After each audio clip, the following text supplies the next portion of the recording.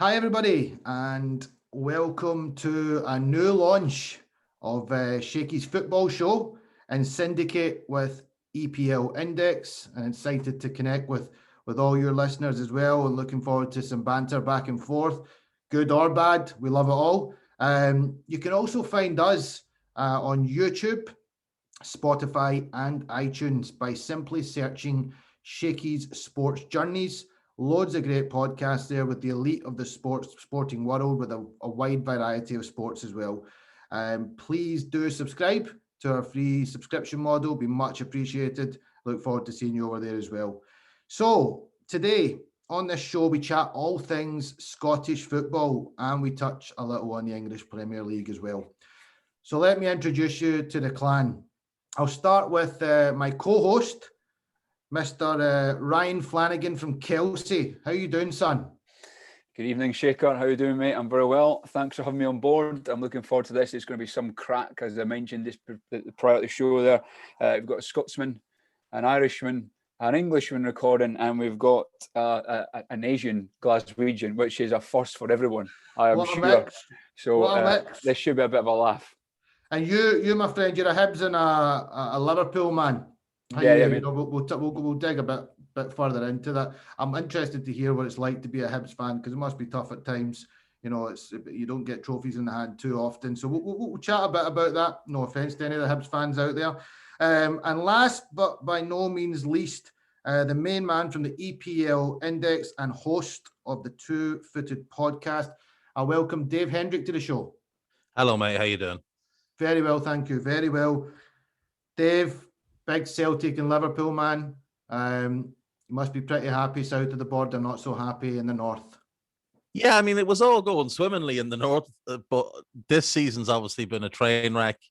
They've given up on the season. It's pretty clear to tell. Like, it's January and they've just given up. You can go, and anyone else need any of our players, they can all leave. It's even worse with your lot running away with it. Like, if it was close, I'd have been annoyed, because it shouldn't have been close. We had that much of an advantage 2 years ago when Rodgers was leaving, that it should never have gotten this close. But Neil Lennon, proving once again that he is an abysmal football manager, has managed to shrink that gap for you. So all credit to Neil Lennon for the rise of Rangers. Okay, well, I'll slip that in there then, that I'm a Rangers fan, and also south of the border, Manchester United. So I'm sitting pretty comfortable here. I'm relaxed. Although bad week at the office for Manchester United. We'll touch on that a little bit later. So yeah, you mentioned a couple of things there. You're obviously very upset with the fact that you feel you went backwards by bringing in Neil Lennon after Brendan Rodgers left. Why did you not prepare better for 10 in a row? A historic year for you as a club. Why so underprepared? I think part of it is arrogance. Obviously getting dumped out of the Champions League so early, that affected the budget. The COVID massively hit the club. I mean, Celtic are very reliant on match day receipts as a big part of their income, because obviously the TV revenue in Scotland's not anywhere close to the scale it is in England. So match day revenue tends to matter an awful lot more. And I think, I look at Juve, and they're 9 in a row as well. They were heading into this season looking for 10, and they're not doing as badly as us, even though in the league position wise they are, but they're not as far from top. But I think as well, like, a lot of the players are there a long time, same with Juve, and a lot of them have gone a little bit stale. They've gotten too used to winning, maybe a little bit. And there's just an arrogance about them that the level of quality they have, they don't deserve to have that arrogance. But Dave, don't you reckon that last season we played you off the park a couple of times, and we didn't get the win. So was that not a warning enough sign to say, listen, we need to get our shit together here? I had a conversation with a friend of mine about this time last year, before COVID, before any of it. And I said, Lennon needs to go in the summer because they're getting far too close to us. It was clear as day that you'd closed the gap 90% of the way. And that was in part credit to Gerrard, to your board, good investment, kept hold of a couple of players that maybe in past years might have moved on, or if there were Celtic players, definitely would have moved on. And in part, it was down to bad management, bad recruitment. I mean, Celtic's recruitment over the last few years has been abysmal. Rodgers' recruitment was never good, but he hit on one or two good signings that were able to raise the level. Lennon's recruitment has been nothing short of disastrous, really. And but it was only a couple of months ago that you were singing at the top of the trees at Big Duffy's sign where that's it, we're sorted. See, this is the thing, right? So Liverpool needed a centre-back in the summer. And a lot of Liverpool fans were like, oh, Duffy's available from Brighton. Liverpool should sign him. And I was like, has anyone watched him play for 18 months? Like, he had no pace ever. He'd lost some of that. He's very immobile. He's decent on the ball, but not, you wouldn't want him carrying the ball into midfield. It was clear he'd fallen off a cliff. Now, admittedly, He almost did the other day. He didn't even have the ball and he got wiped out. Did you see that? Did you see the highlights of the Mirren game? He ran from his own half. He's like he beat nobody actually, but he's just keep running. He's got in the box. He's lost the ball, and everyone's like, "What's this clown doing?" I was going to say, Dave, as well. I was going to jump in a little bit there on Neil Lennon. Let's be honest. Neil Lennon is a walk in shambles. He always has been. Like you know, when he was at Hibs, like I remember Neil. I'll tell you a story about Neil Lennon. Right, when I was a young lad in the West Stand at Easter Road. And Neil Lennon was a Celtic manager. I was sitting behind the dugout, and Celtic have scored. And he turns around to us. You know, I'm a young lad, but 13, 14, and he just does the fingers to me. Like, that just sums up him. You know, he was getting a bit of abuse for the crowd. Don't get me wrong, but that summed him up. You know, when he was a Hibs manager, everyone said, "Oh, we get behind him." I was not interested in getting behind him. You know, he's a hothead. He does struggle a little bit, maybe I think psychologically, which is obviously not. It was a different sort of matter. But you can see it this year. He's lost it with the press, and it's poor. But another thing I was going to say, and it'd be interesting to get your boys taking it as well, is you know, no fans at Celtic Park, right? No fans at Anfield. Huge. And I think that you know. Look at Liverpool's away record this year as well. It is sort of, you know, probably better stand up a little bit. The home record, Celtic are missing that. They're, you know, these fans suck in atmosphere. They make it intimidating for clubs. Who's intimidated to go to Celtic Park this year? Nobody. And that's part of it as well. Is that like because it's a big stadium, it's cavernous when it's empty. Like if you ever go and do the tour of Celtic Park, it feels very open and cavernous when there's no fans in it. Yeah. And I can't imagine the playing in it when it's empty is a whole bunch of fun. It must feel very strange. Very eerie. Anfield's not as big, but I think the same does apply. I think Liverpool massively miss the fans. Like you mentioned, Lennon, he's won 5 SPL titles as manager, but all of those can be put down to the collapse of Rangers. Oh, 100%. Like, you know, the first 3 he won, Rangers' financial situation was just, I mean, it caused the club basically to be shuttered and closed down. Yeah. So they're gimmies. I wouldn't even class them because there's nobody else in the league. I'm glad you said that and you didn't make me say it, Dave, because I think you're maybe 10 in a row wasn't meant to be because it wouldn't have been a proper 10 in a row. It wouldn't have been. No, it always would have been tarnished by the fact that Rangers spent years in the lower leagues, and so like the competition was Hibs, who had a couple of good teams, but they were never going to win the league. Hearts, they're in the Championship now. Motherwell, the Dundees, like these clubs were never going to get close. It's not a fair playing field when it's Celtic or Rangers versus the rest, because Celtic and Rangers have, say, Championship. If you take them into English football, they have Championship level budgets. Whereas the rest, it's League One and League Two level budgets. It's a massive gulf. Well, boys at Hibs and Easter Road, your top earners might be $5,000 a week if you're lucky. Yeah. You know, my mate Spoonie was on £1,000 a week there, 1,500 quid a week.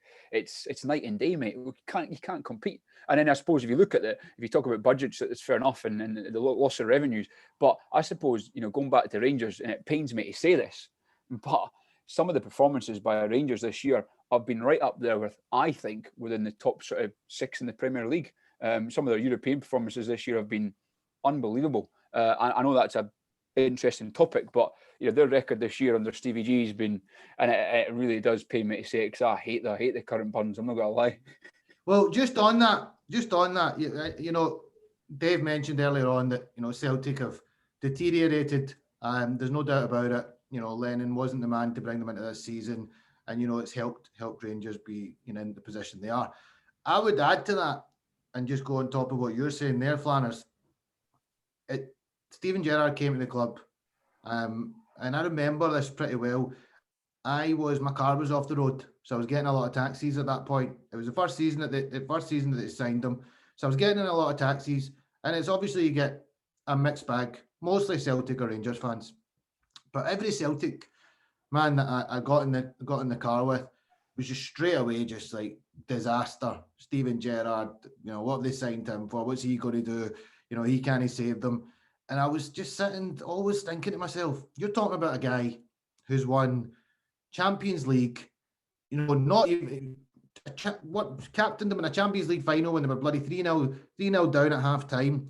He's been a leader at his club. Granted, he didn't have any managerial experience, but he knows how to win. And you can see it over the course of the seasons he's had now at Rangers. They're constantly improving. He's made average players become a lot better. To be honest, a couple of years ago, Rangers fans were abusing Tavernier. They were like, this guy's useless. Look what Steven Gerrard has made of him as a player. His stock has risen significantly. You know, their fitness level, the type of football that they're playing. I've watched a lot of them this season, and I agree with you. The football that they're playing is of a high quality. I think they've got good faces in the club now. You know, they've got good. I like them in defence. I think they've got a good, decent midfield.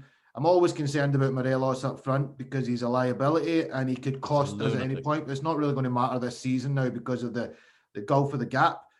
But I do think a lot of credit has got to go to Steven Gerrard, McAllister, and the team, because they really have, you know, they've kept. The other thing I've liked is they've kept away from a lot of the media kind of. You know, he seemed. I quite like the way he handles it. He doesn't make too much noise. He just wants to keep concentrating on game by game. Whereas I think Neil Lennon from years and years ago, for instance, when he's doing well, he's right. He can get quite far ahead of himself, but when the wheels have come off, he's out of his depth. I feel sorry for him as well, actually, because the board should have done something about this. It shouldn't have been left to him to walk. You know, I appreciate his kind of he's trying to, you know, I don't walk away, but somebody else should have, you know, helped him along rather than just leaving him here to drown. He should have got the push. He should have got the push. There's no question. When Rodgers left, he was fine to bring in to the end of the season. You know, he's been there. He knows the job. He'll get you through the end of the season. But there should have been a plan.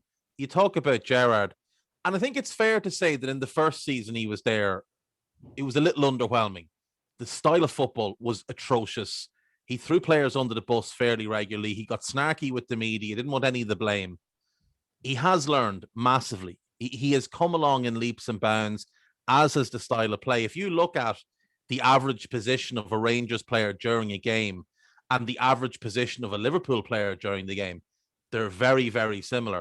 If you look at the style of play, the patterns of play, they're very, very similar. So he is picking and choosing who to learn from. He's taken a lot from Klopp, just I'd imagine from watching and from that connection to Liverpool. You can see hints of what he learned under Rodgers. In that first season, it was all very Hodgson-esque, which wasn't good. But he's definitely done a much better job at kind of knowing when to speak and what to say. With Lennon, if things are going good, Neil Lennon wants to be center of attention. It's all about me. If things are going badly, nothing to do with me. I wasn't even there, Your Honor. I think I listened to a podcast. I won't mention it. A competitive podcast, I'm sure, out there by Jake Humphreys and Stephen Gerrard. I thought was incredible on it. I think his mindset was different to last year. He talked about having this all-in attitude, and the players must buy into this, and that's a trait that he's looking for.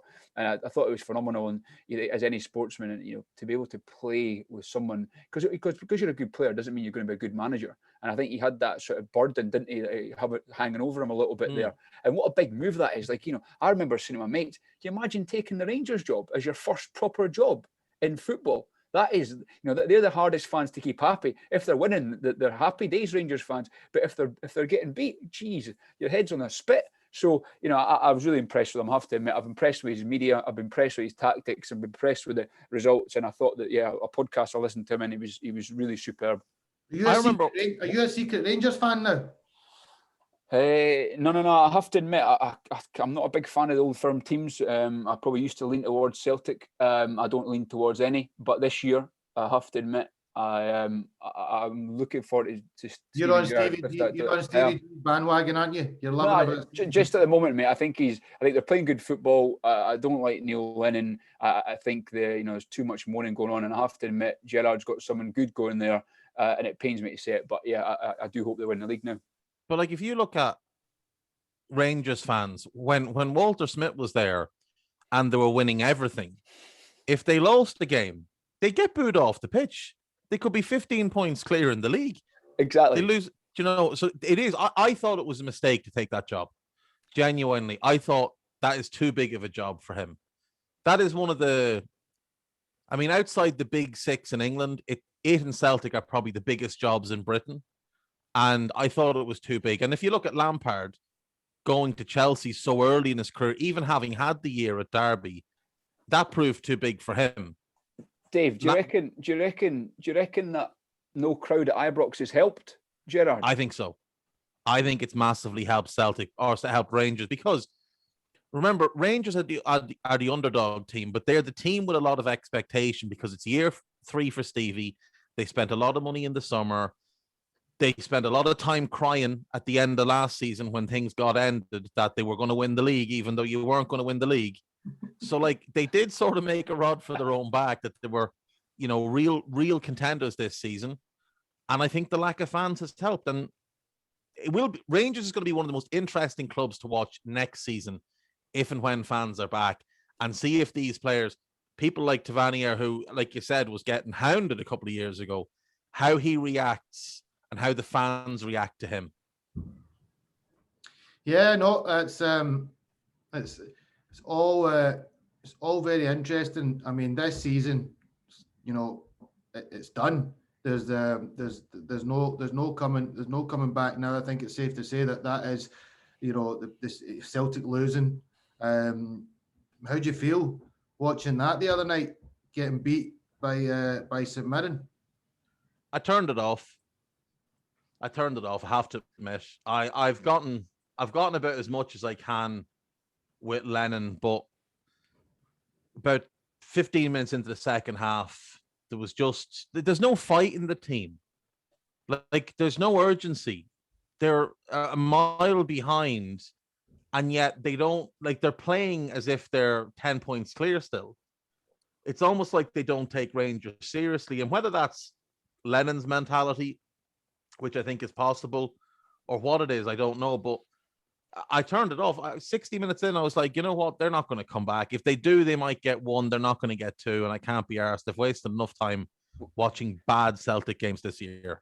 Dave, what about Scott Brown? Do you reckon it's time for him? Is he more? I know he's been a great stalwart over the years, but is that him sort of hanging up his boots now? Do you reckon if has he been though? Has he been? He's overrated. He has. If he had played in the team, like you're saying, if he'd played in a league that Rangers were in it more often, it was a two team race, I think he would have got. He wouldn't be. He played again. He won some weak titles as well. Well, he would have had a lot more red cards if Rangers were in the league each year. But no, I think. Yeah, well, that's he. The two of them both need to be just locked in a room and allowed to pummel each other into the ground until they sort things out. But I think Brown, 17-18 was probably the last good Scott Brown season. and he's been clinging on ever since. He has been a great servant. He's been a good leader. I think he's a better captain than he's ever been as a player, and I do think he was a good player, particularly back when he was at Hibs. I thought he was actually going to be more of a creative, attack-minded player when I saw him kind of come through at Hibs. Yeah, he was because he could ping a pass, and he had a little bit of cheek to him. Yeah. And he came to Celtic, and that was there for the first couple of years. And then he just became, like, maybe it was the injuries, because he had like 3 or 4 years in a row where he missed a bunch of games through injuries.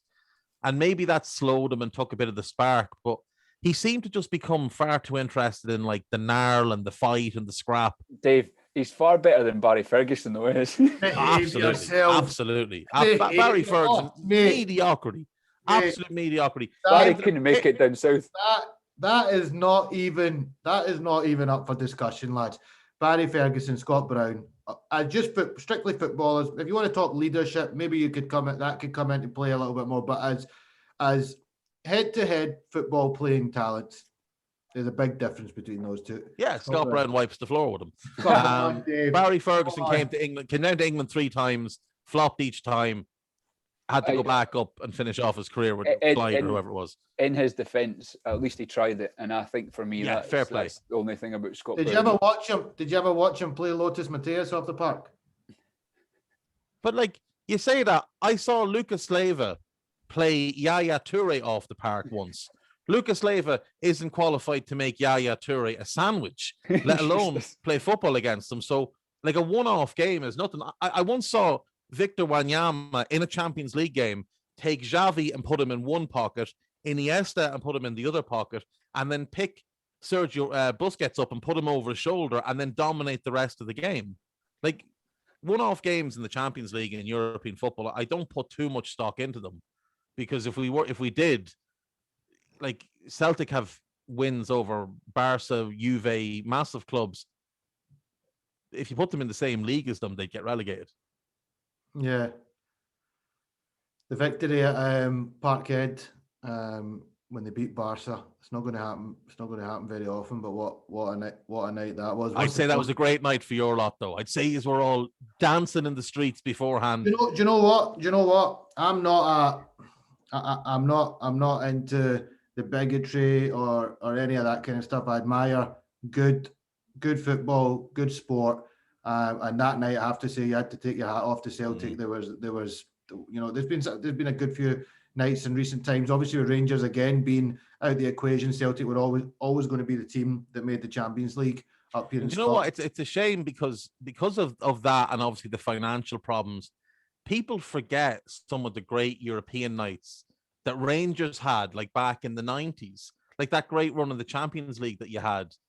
And like how special some of those nights with the likes of Laudrup and Gaza, and the German hammer at left back, bombing on and taking shots from literally anywhere. Like, there's always been good nights when Rangers and Celtic are good and they go into Europe and the stadiums are absolutely bouncing. Bigger, better teams come in and they're just terrified. Like, in fairness, if 60,000 Glaswegians surrounded you in any circumstance, you'd be terrified. But if you're trying to beat their team, you'd be knocked out with the smell of Buckfast, didn't I have to admit, like Celtic and Rangers on the European nights, like massive results, big clubs, and they've stocked up the English Premier League for some time now. You can go through players over the years, and okay, the standard in Scottish football is absolutely atrocious at the best of time. And I'm Sheikhy. Thanks so much for bringing me on to talk about Scottish football. It's going to be a right good laugh every week. But hey, listen. But again, and my other point to that is, I'm a young lad growing up and going to Easter Road and with my dad week on week out, and you love it. That's what it's all about. It doesn't matter how bad the football is. That's why you get into sport, and that's I loved that with my dad, and I was brought up going to Easter Road on a weekly basis, and the football's crap, but it's your team, and that's why you buy into it. And I think people always say Scottish football's crap, but at the end of the day, when you look at Celtic and Rangers, these guys sometimes can compete with the boys down in England, but maybe not all the time. Maybe just a one-off occasion when you've got that home crowd as well. And not just that, but like I growing up, Brian Laudrup was one of my favorite players, and like he was incredible for Rangers. the best centre-back probably in the world now is Van Dijk. He came to prominence with Celtic. Wanyama was brilliant for Southampton and then Spurs. Arteta's another one. Yeah. Like there's been Gattuso, players. loads, like Stilian Petrov. There's been loads and loads of really good players. Yeah. But you have to. Would I be right in saying no matter what we're watching these days?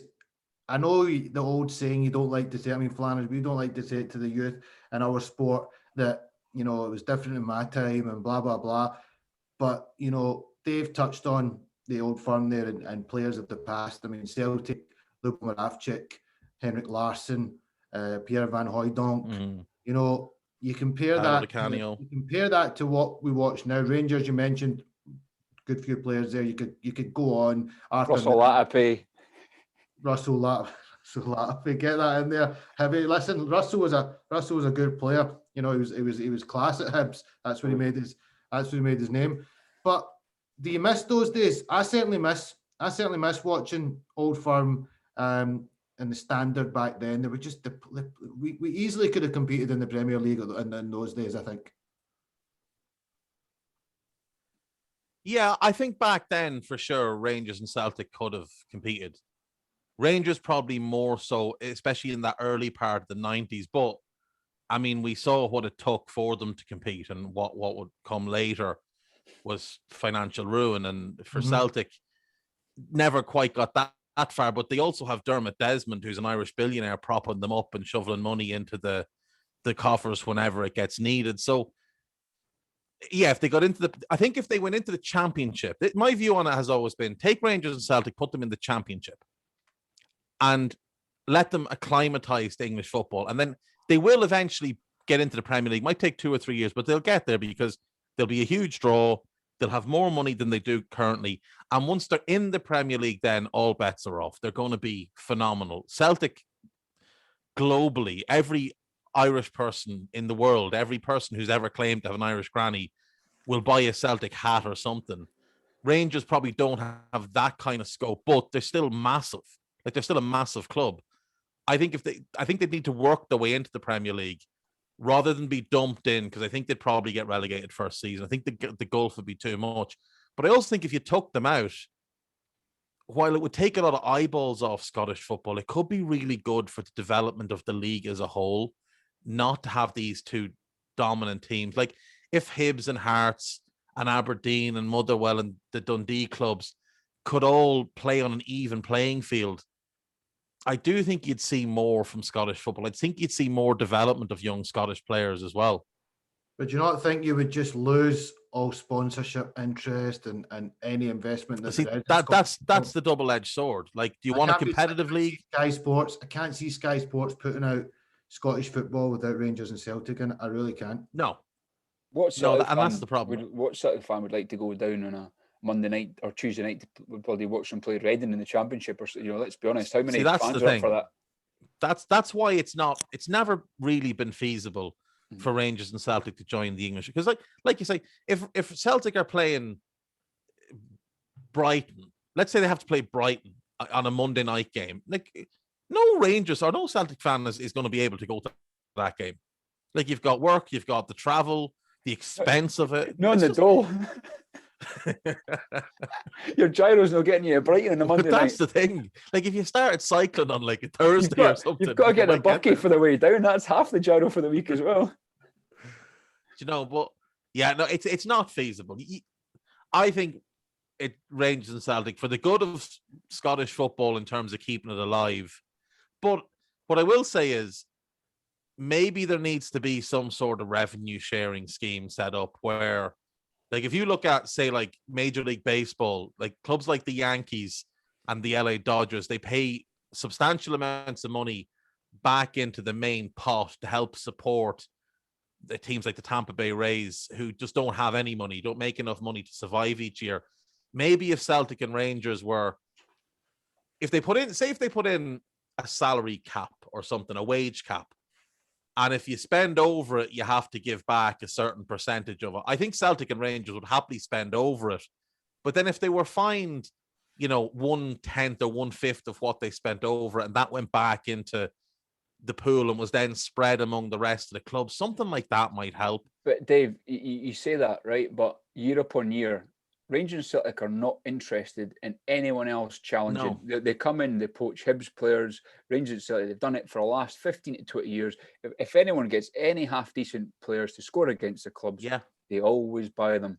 Happens all the time. It's a shambles. There should be. It's not a level playing field. That is a big issue. That is a big issue. Anyone that becomes money talks, they get taken to the old, and then that's why it is called a pub league. When you go down south, they say to you, "Oh, do you follow that pub league?" And that is the reason, because when you've only got two teams competing, it's going to struggle to have. I always look at Johnny Hayes, right? Johnny Hayes had that really good season at Aberdeen. He'd been there, 4 or 5 years? And he has that one really good season, and he plays really well against Celtic a couple of times. And he gets signed. So Celtic buy him. And, he's barely even on the bench some weeks. They didn't buy him to play him because they thought he'd improve them. They bought him just to stop Aberdeen having a good player. Didn't they buy him for his looks anyway? That's for sure. Didn't want him to be on the front cover of the magazine every week. He's an unfortunate man. He's an unfortunate. But the shitty thing for him was he'd just broken into the Republic of Ireland squad as well, and was looking like, what was he, 28, 29, looking like he. Yeah. It's mean spirited. It's not. It's every time there's a good young player appears in Scotland, Rangers and Celtic have scouts basically move in next to their mum and dad, to harass them until they come and play. It's just not right. It's not on. Backhand left, right, and centre. But they buy them for pennies rather than letting the club develop them a bit more. So, say if Hibs have a good young player who breaks into the team at 18, before they turn 19, they're gone to Rangers or Celtic for $500,000. Whereas if you could keep them till they were 21, 22, you might get 4 or 5 million for them. John McGinn, it screws the league up. John McGinn was like, "Oh, Celtic, we'll take him off your hands for $2 million. He's worth that, isn't he?" Shut up. He's flipping worth 20 million. Look at him now. I think we sold him for 5. Typical Hibs being useless again at negotiation. It's years and years we've seen it. Scott Brown, Kevin Thompson, Kenny Miller, all these lads coming up through the ranks. They just got stolen for days. It's just Griffiths went as well. It's just that must be frustrating as a Hibs fan. Whether you accept that you're never in contention to win the league, it must still be frustrating. It must be. I mean, you're building something. You're seeing a player doing really good for the club, and you get the news that he's away to Glasgow. That must be very frustrating. I think you forget, Sheikhy, it's a business, isn't it? At the same time, when you're young, growing up, and you want to see the best players stay, but then again, you understand that these lads will get paid better wages, and unfortunately, that is just the name of the game. So it's never going to be a competitive playing field in Scotland. But in 2017, when we pumped Rangers at Hampden Park, it was the best day of my life as a sporting fan. Tony Stokes with the first bang, with another header, and then the rest is history. So that day will live in my memory. I don't need to win leagues, mate. When we beat you lot at Hampden, that's enough for me. Fair. Listen, you should be proud. That was after how many years? 100 odd. 100. Well, but at least you got to live it in your lifetime. I mean, it must have been a big party that day. But it's that that takes a lot of loyalty, and the fans of Hibs are clearly. I mean, we put a podcast out with your pal, like you were saying, David Witherspoon, and the Hibs fans. He's not at Hibs anymore, but they gave him a lot of love, and there was a lot of warmth towards him. It shows that there's a really good, dedicated fan base there. It just comes down to the money. Big club, mate.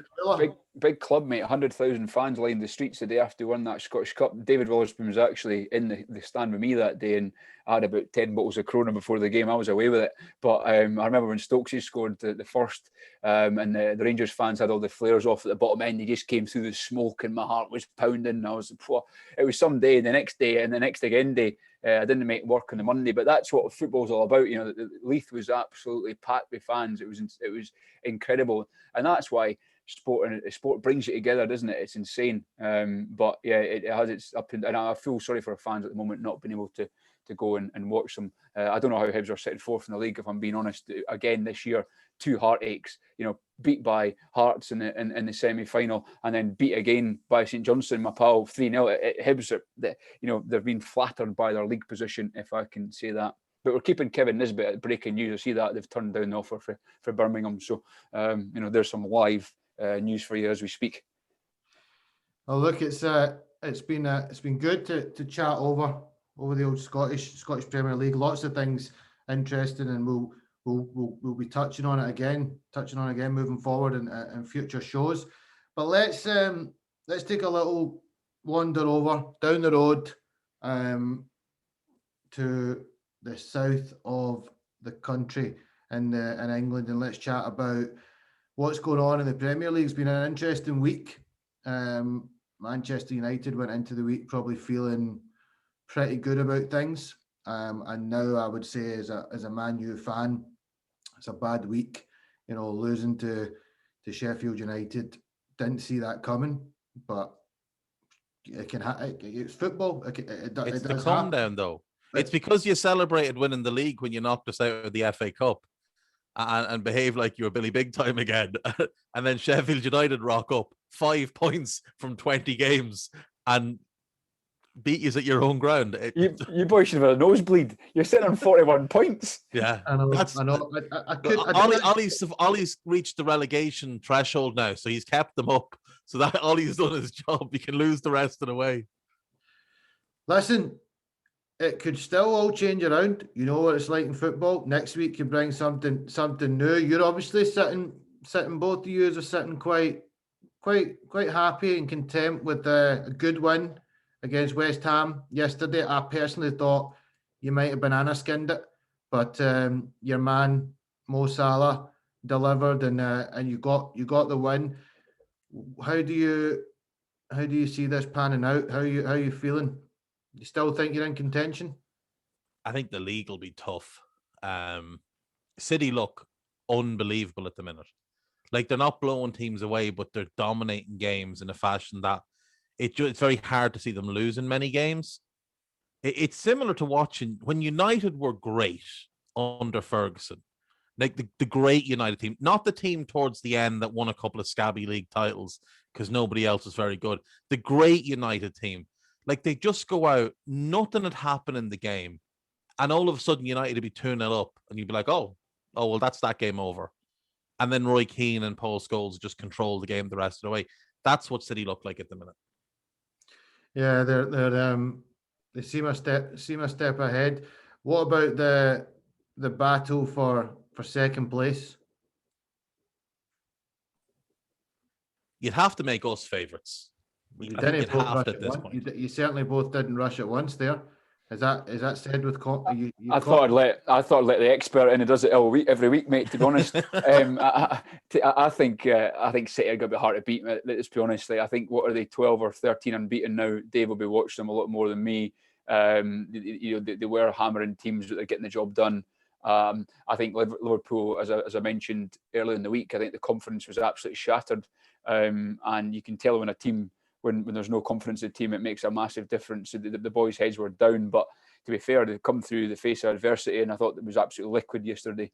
The way they played. Mo Salah, you little dancer, he was unreal, wasn't he? It's good to have him back. So I think push for second. I think United will end up finishing sixth. I think Tottenham, West Ham, Leicester, and they'll all be in front of them. I think I'll capitulate. Ollie's at the wheel. It's going down. It's off the cliff soon. I do think there's a fair chance United finish outside the top 4, but it will require, because look at last year. Last year, Spurs fell off a cliff, and then Leicester should have been top 3 and threw it away. They had a higher chance of finishing 3rd than finishing 5th. They had like a 98.9% chance of finishing in the top 4 when football came back after the break, and somehow finished outside the top 4. And United kind of snuck their way in with Chelsea. Chelsea this season, obviously, Frank is gone. I don't think Tuchel will get them into the top 4. So that's one out for United. Arsenal, obviously, a bit of a mess. Mourinho doesn't seem to know what he's doing at the minute, so maybe they're out of it. So I think it could come down to like Everton, Leicester, and United, 2 from that 3. Dave, you just talked about Mourinho driving that bus off the cliff last year. He's went down the same road again and chucked it off the same exit. My hope is that he gets sacked and maybe his sacking lines up with Lennon's sacking. Because in Scotland, he'll do all right. Like, beat Rangers 3 out of 4 and you'll win the league. That's basically what it is. Mourinho, he's past it. He's a dinosaur. I have to disagree with you chaps on your prediction front there. I think that was a slip up, bad week at Old Trafford. Well, you've got one player carrying you. Like Bruno has carried you all season. If you look at United's results this season, they've won games by playing terribly. He pops up, goal assist, United win. Like Newcastle away, you were garbage for 70 minutes, somehow won the game 4-1. Southampton battered you for half the game. You somehow came back and won it 3-2 because of him. West Ham battered you in the first half. You came back and won that game.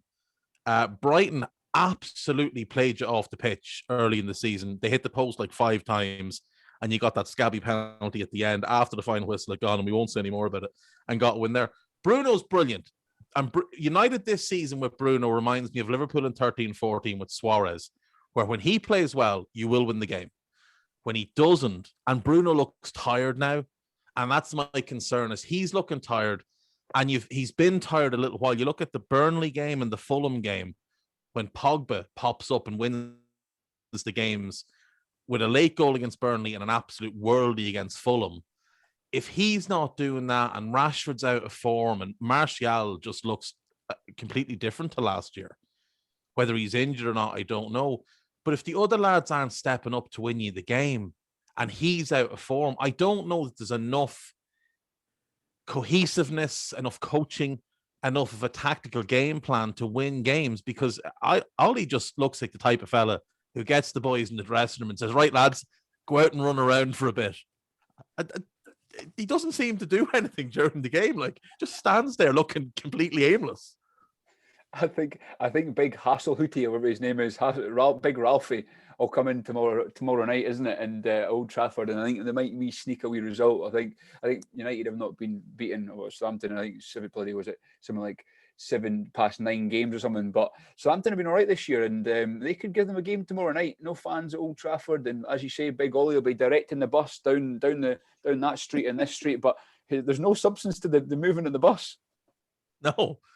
It's just literally a bus going around in circles. You know that GIF where the fella is trying to reverse the little machine in the tight hallway and he gets stuck and he just keeps going back and forth and back? That is basically Ollie at the wheel. Completely lost, no idea of what he's meant to be doing, only in the job because Ferguson said to give him the job. Because Ferguson, like, let's be fair, Ferguson doesn't want United doing well. He wants them to be terrible for decades so people go, Ferguson was even better than we thought. Wasn't even better than we thought. It's all about the ego with Fergie. That's why he got Moisey in. Just coming in here, I'm going to come in and I'm going to defend. Defend your man. Defend your boss. Here's what I'm going to say on it. So Klopp has been at Liverpool for his 5th season now. Yes. Right. So Klopp's been at Liverpool 5 seasons. Yeah, you got a Champions League. That's definitely your bragging right. And you won the Premier League once. Ollie's been now. This is 3rd season. Am I right in saying? 2nd full season, I think. 2nd full season. There's definitely been progression in the football Manchester United have played. Watching Manchester United since Sir Alex has gone, tried Moyes, binned him straight away. Didn't even give the guy much. 6 months. Where's Moyes from? Is he from Spain or something, mate? It's David Moyes, no Moyes. Moyes, that was his name when he went to Real Sociedad. That was his name when he went. He got binned straight away. They tried Van Gaal, they tried Mourinho, 2 big name managers. I mean, you would expect, Van Gaal at Ajax was incredible.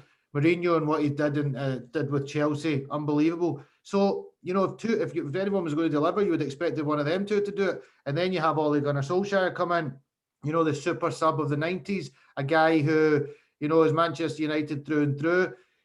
He's taken a lot of stick. People have questioned him, but you would take where Manchester United, where the league standings are at the moment. I would have taken it, being sitting where Manchester United are sitting. Can they? Interesting what you said, Dave, about there's players are getting tired, and can they see the season out? Time will tell, but I do think he's got to get some credit for. He's clearly doing something all right behind the doors. Yes, while the game is going on, he doesn't look like a very active manager. I'll give you that. But on the training ground, I think he must be doing something right, and because he has brought some players, on who've improved. Don't get me wrong, Martial and Rashford were bad, really bad this week. I mean, they just weren't at the races. Martial's only got 2 goals this year. Yeah, it's so strange because he was so good last year. He's brilliant last year. He was so good, and I was excited. It's a man management. Solskjaer's doing that well with him this year. It's brilliant. I didn't actually realise he's only 2 goals, man. That is disappointing. But I had high hopes, and I do still think these 2 boys are together could be a strong force. But I think Greenwood is the real gem there. I think that kid is super special. He's so gifted.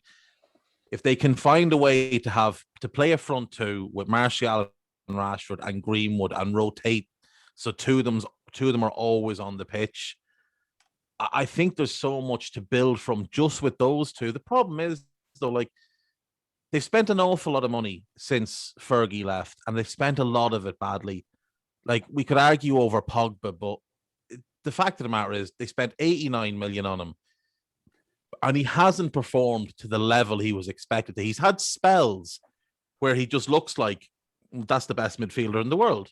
Like, there's literally games you'll watch Pogba and go, that guy's the best midfield player in the world. And then there's more games where you look at him and go, did that guy win a raffle to play today?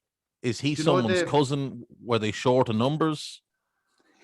Do you know, on Pogba, he's got to be the most frustrating footballer I've ever bloody watched, man. He for the money and for what he brings to the table, I don't think he's been good enough at United at all. But it's interesting. You see him; he's a World Cup winner. But look at that French team he was playing in. Look around him. I think when he's in a team that is not very good, he drops to their level, and when he's in a good team, he moves up to their level. Like you were talking about Fernandes, you were saying he'll make things happen. When they were losing games that they looked like they were going, he stepped up. Pogba doesn't give you that, and that's really Sheikhy. Look at Gerrard. Gerrard was in a crap team for years, and he stood up all the time. There's a difference there, isn't he? Like, Pogba's just come on, Steven Gerrard, unbelievable fight. Would never die attitude. Gives his soul for the shirt. Let's be honest, Pogba doesn't do that for United. I watch Pogba play, and I've watched him since he was at Juve, and I always think, like, he's comfortable being one of the best players on the pitch. As long as he's one of the best players on the pitch, he's happy. So if he's in the Juve team, and they were great at the time, they had like Pirlo and Vidal and all those guys, he played at their level, was one of the best players, and looked brilliant. Same thing with France, and Mbappe, and all these amazing players. So he plays at their level, and he looks great. He goes to United, and when they're playing well, he's always one of the better players. And when they're playing badly, he's always one of the worst players, because he just kind of fits in with those around him. And, like, look, as a Liverpool fan and as a Celtic fan, I love to laugh at United and laugh at Rangers the same way you guys love to laugh at us when we have a bit of misfortune. But I still will always believe that the Scottish Premier League and the English Premier League are always better when Celtic and Rangers are both really strong, and when Liverpool and United are both really strong. So they're the 2 biggest clubs in the Premier League. They're the ones that drive most of the eyeballs. You just need to look at the viewing numbers for when they play each other. And when United are strong, it's good for the Premier League. So I want United to be strong. I want them finishing second every year and us finishing first. And like, strangely, I'd like Everton to finish top 4 as well, but that's just, I think, out of pity more than anything. But like, when you spend 89 million on Pogba, I want him to do well. When you spend 85 million on Harry Maguire, I want investigations launched into the money laundering, because there's no logical reason you'd look at him and think that's an 80 million pound centre back. Van Dijk cost 75 million. Oof. He's 5 times the defender and he was cheaper. Yeah. And I think that's United's problem. Is United's biggest problem isn't Dolly, it's Ed Woodward, because he just doesn't know what he's doing. He's great at the business side. Mental. That's the money and signing. I mean, I think they've also set him up to just get abused now, because he's because of the money that has been paid for him. Sometimes the money ruins it. Look at Torres. Look at the money that got paid for him, and it seemed to be the downfall of him. But he was a striker.